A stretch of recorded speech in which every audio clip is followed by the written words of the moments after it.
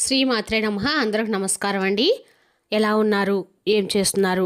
ఆ దుర్గమ్మ దయ వల్ల అందరూ సుఖ సంతోషాలతో అష్టైశ్వర్యాలతో ఉండాలని మనస్ఫూర్తిగా అమ్మను వేడుకుంటూ ఈరోజు దుర్గమ్మ యొక్క సందేశం గురించి తెలుసుకుందామండి.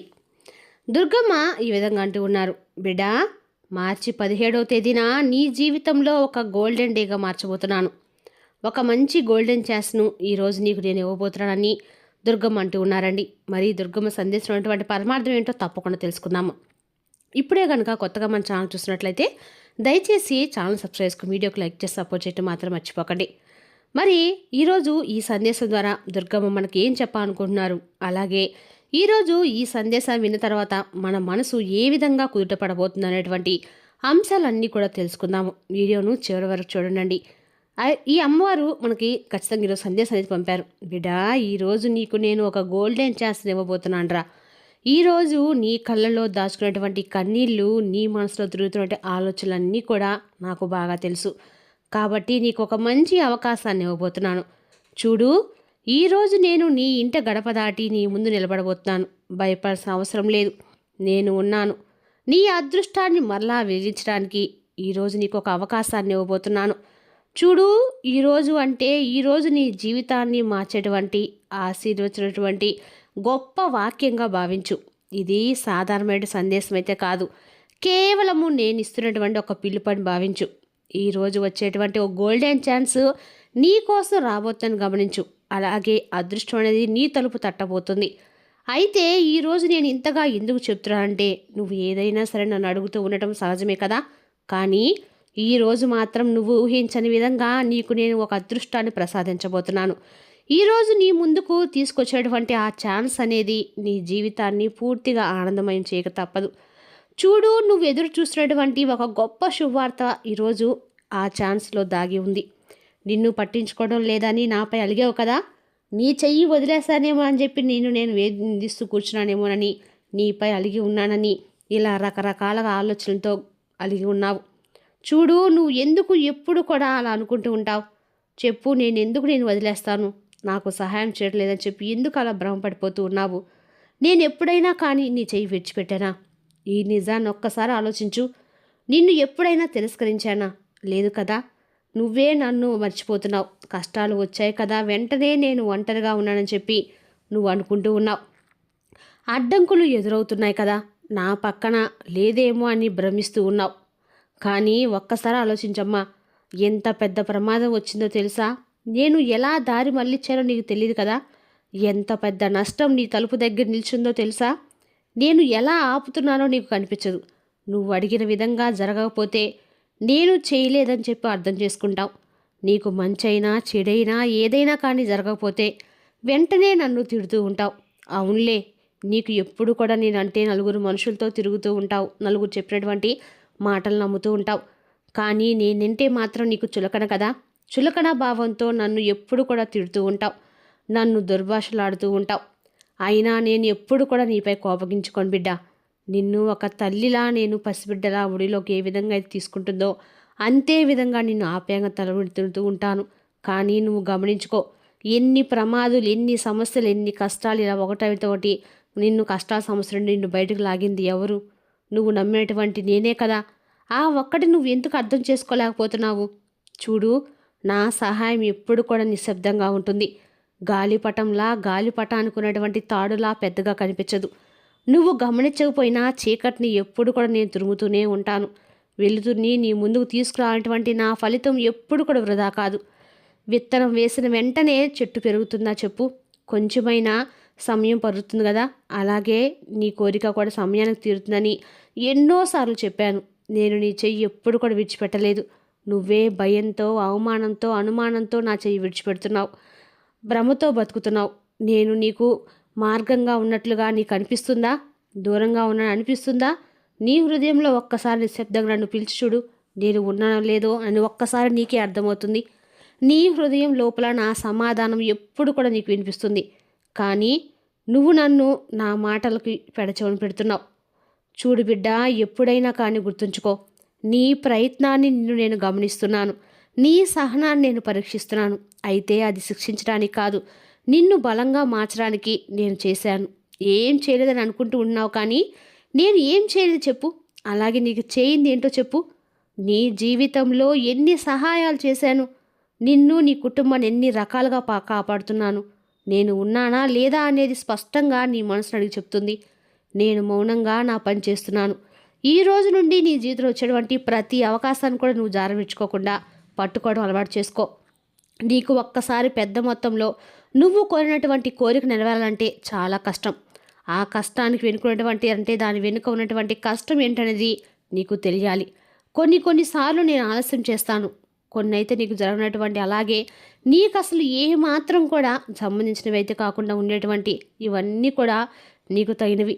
ఇవన్నీ నీకు దూరం చేస్తాను, కానీ నువ్వు నన్ను అప్పుడు కూడా అపార్థం చేసుకుంటావు. నేనేదో నీ బంధాన్ని ఏదో లేంటి దక్కవలసిన అన్నీ కూడా దూరం చేస్తున్నానని చెప్పేసి నా మీద మరలా దుర్భాషలాడుతూ ఉంటావు. ఒక్కటైతే గుర్తుపెట్టుకో, నిన్ను బాధ పెడుతున్న వారిని, ఏ బంధానైనా, డబ్బైనా, వస్తువైనా, ఏదైనా నువ్వు బాధపడుతున్నావని నా మనసు కనిపిస్తే వెంటనే అది ఏదైనా కానీ, ఎంత పెద్దయినా కానీ దూరం చేసేస్తాను. నువ్వు నన్ను తిట్టినా, తిట్టకపోయినా, నాతో మాట్లాడకపోయినా ఇవన్నీ నేను చూడను. కేవలం నీకు మంచిది కానిది, నీకు ఏదైనా కానీ క్షేమంగా లేనిది నేను నీ దగ్గర ఉంచను. అలాంటప్పుడు నువ్వు నన్ను తిట్టడంలో నేను ఇంకా సంతోషిస్తూ ఉంటాను. ఎందుకంటే నీకు ఏది కూడా తెలియక అజ్ఞానంతో కళ్ళు మూసుకొని ఒక వస్తువు పోయిందనో, ఒక బంధం పోయిందనో గుండెలు బాదుకొని ఏడుస్తూ నన్ను నిందిస్తూ ఉంటే నేను మాత్రం నిన్ను చూసి కోప్పడతాను చెప్పు? అలాంటప్పుడు నీకు నాకు ఏంటి అర్థం? అందుకే నిన్ను జాగ్రత్తగా అన్ని విషయాల్లో కూడా సహనంగా ఉండమని చెప్తూ ఉంటాను. కొంచెం మంచిగా ఆలోచించు. ఆలోచించే విధానంలో కొంచెం మార్పు వస్తే చాలు. కొంచెం నిశ్శబ్దంగా కాసేపు సమయాన్ని కేటాయించి మనసును శాంతంగా ఉంచుకొని, ఏంటి ఈ విధంగా నాకు జరుగుతుంది, అసలు ఎందుకు ఆ బంధం నా నుండి దూరమైంది, ఎందుకు ఆ వస్తువు నా నుండి దూరమైంది, ఎందుకు నేను అడిగిన వెంటనే నా కోరిక నెరవేరలేదని చెప్పేసి కాసేపు సమయాన్ని కేటాయించి వింటే నీకే అర్థమవుతుంది. మనసు ఏం చెప్తుందనేది నీకు పూర్తిగా అర్థమవుతుంది.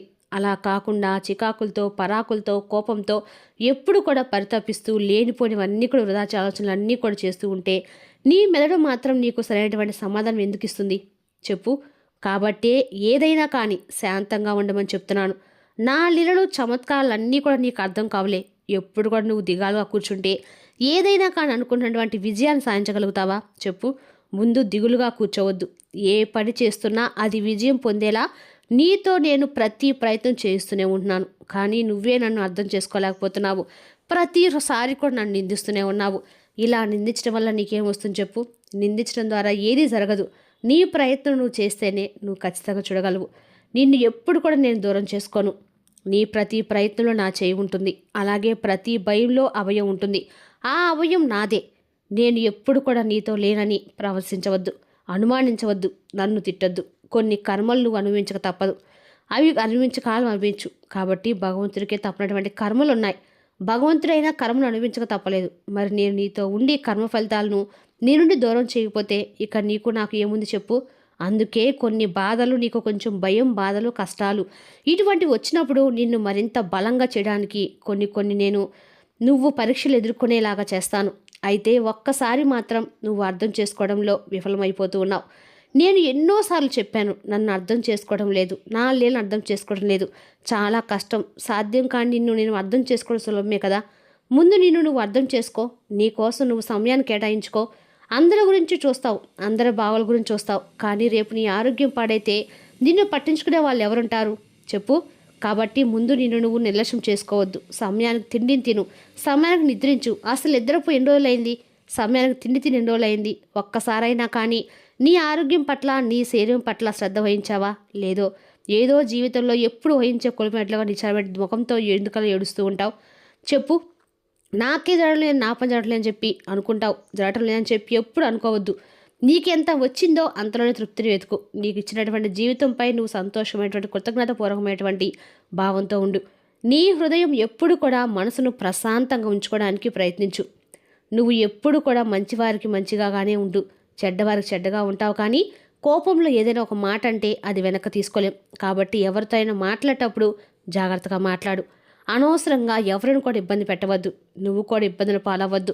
ఈరోజు వచ్చేటువంటి ఒక గోల్డెన్ ఛాన్స్ ఉంటుంది చూడు, అది నీ జీవితాన్ని పూర్తిగా మారుస్తుంది. అది ఒక మంచి అవకాశంగా నీ తలుపు తట్టబోతుంది. స్వయంగా నేనే ఇచ్చినటువంటి అవకాశంగా భావించు. అది నువ్వు కోల్పోయినటువంటి బంధాన్ని తిరిగి నీ జీవితంలోకి మార్చుకునేటువంటి అవకాశం కావచ్చు. లేదా ఇప్పుడే కొత్తగా నీ జీవితాన్ని ఇప్పుడే మొదలు పెట్టడానికి ఒక అవకాశం ఇవ్వు నాకని అని నేను ఎన్నోసార్లు అంటే వేడుకుంటూ ఉన్నాను కదా. నాకు అవకాశం లేదని చెప్పి బాధపడుతున్నావు. ఈరోజు వచ్చేటువంటి అవకాశాన్ని జారవిడ్చుకోవద్దు. నీ ప్రార్థనకు నేను ఈరోజు జవాబు ఇవ్వబోతున్నాను. నీ పక్కన నిలబడి నేను నీకు బలాన్ని ఇస్తాను.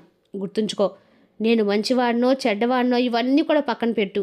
నేను నమ్మినటువంటి దైవాన్ని, నీ కోరికలకు అలాగే నీకేదైతే అంటే కష్టాలకు సమస్యలకు మాత్రమే పలకను.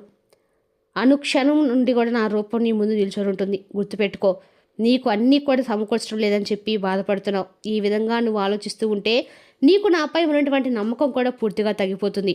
ఈరోజు ఇంతవరకు నువ్వు ధైర్యంగా నిలబడ్డావంటే అందుకు నా నుండి నీకు ఎలాంటి సహకారం లభించాలని చెప్పి అంటావు. ఒక్కసారి నువ్వు ఆలోచించి చెప్పు. ఈ విషయం మాత్రం నీకు స్పష్టంగా అర్థమవుతుంది. ప్రతి విషయంలో కూడా నా సహాయం లేకుండా నువ్వు కాబట్టి చెప్పాలంటే ఒక విధంగా ఈ రోజు వరకు కూడా ఏదోలాగా నీ జీవితం గడిచిపోతుందంటే అందులో ప్రతి ఒక్క రోజు కూడా నా సహాయం లేకపోలేదు. కాబట్టి ఈ కర్మలన్నీ కూడా నిన్ను తీసివేయబోతున్నాను. నువ్వు మరలా ఇవన్నీ కూడా అనుభవించక తప్పదని ఎన్నోసార్లు చెప్పాను కదా. కానీ అలా అనుభవించినప్పుడు మాత్రం ఆ కర్మల్ని చాలా తక్కువగా అంటే నీ నుండి దూరం చేస్తాను. ఆ సహాయాన్ని మాత్రం నేను ఎప్పుడు కూడా నీకు అందిస్తూనే ఉంటాను. నువ్వు ఎంతో ఆశపడిన జీవితం ఈరోజు నీకు దక్కుతుంది. అది ఒక బంధం రూపంలో అయినా, ఒక ఉద్యోగం పరంగా కానీ, లేదంటే ఆగిపోయిన పనులు, లేదా నీ చేతి దాకా వచ్చి ఇక నాకు రాదు అని చేజారిపోయినటువంటి అవకాశాలు, ఇలా ఏదైనా సరే ఈరోజు మాత్రం నా భక్తులకి తప్పకుండా గోల్డెన్ ఛాన్స్లో గొప్ప అవకాశాన్ని అయితే ఇవ్వబోతున్నాను. సుఖంగా నీ కుటుంబంతో సంతోషంగా జీవించబోతున్నావు. కాస్త ప్రశాంతంగా ఉండు. మంచి మంచి ఆలోచనలతో రోజును ప్రారంభించు. నేను అంతా కూడా నీకు మంచి చేస్తా అని చెప్తున్నాను కదా. మరలా చెప్తున్నాను, నువ్వు ఆనందంగా ఉండాలి. నీ జీవితాన్ని నువ్వు ప్రశాంతంగా గడపాలి. ఇదే నా కోరిక అని దుర్గం ఈరోజు సందేశాన్ని పంపారండి. రేపు మరో చక్కటి సందేశంతో మళ్ళీ కలుద్దాం. స్వస్తి.